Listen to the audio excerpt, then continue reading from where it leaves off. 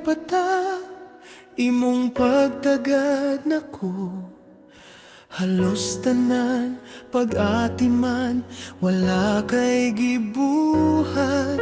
Gihigugma ko ikaw sa puro og tinuod.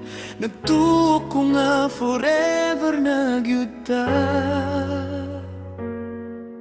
Sa unang uyab pata, imong katawan ako.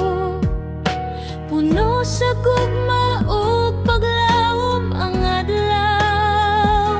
Nagsaad ta sa usag-usa, hangtod sa katapusan. Ikaw ug ako lang sa tanang panahon. Apan karon nahimong lahi, ang kinabuhi nagbago ug kita usa. Ingon na ni Badi ay ang kinabuhing ninyo. Busy sa pagpangita kuwarta, kapoy ang lawas. Talagsa na lang makaismiring hoy. Usahay magkalalis tungod sa lahi-lahing tinguha. Dili masaktan ang hinungdan, Asa na ba ang panumpa mo nga ikaw ug ako lang sa tanang panahon?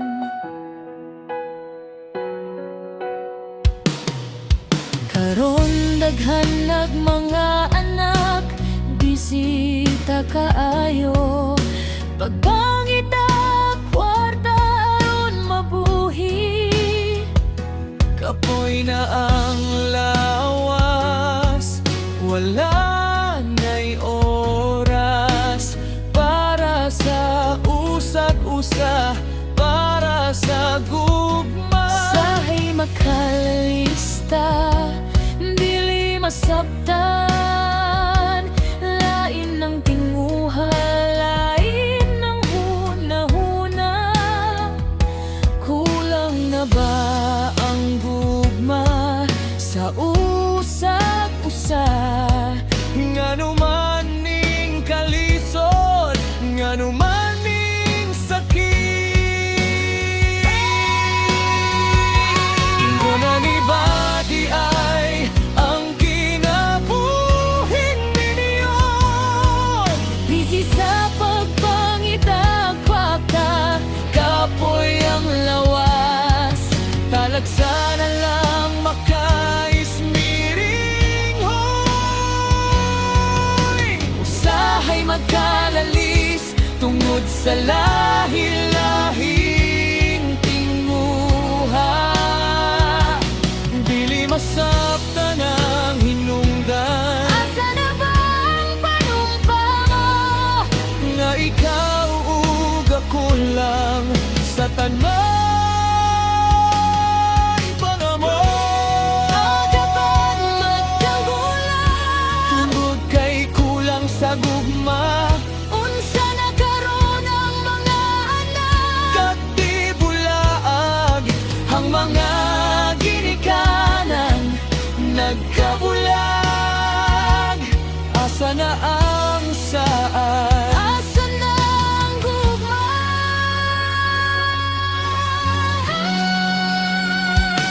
Ingon na ni Badi ay ang kinabuhing ninyo. Busy sa pagpangita kwarta, kapoy ang lawas.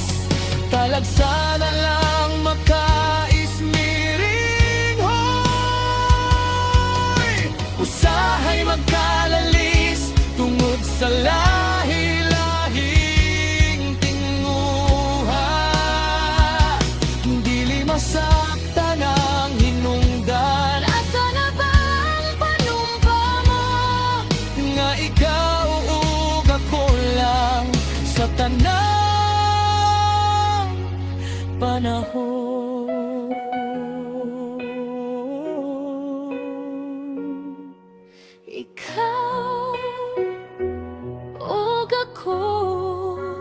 hangtod kanusa.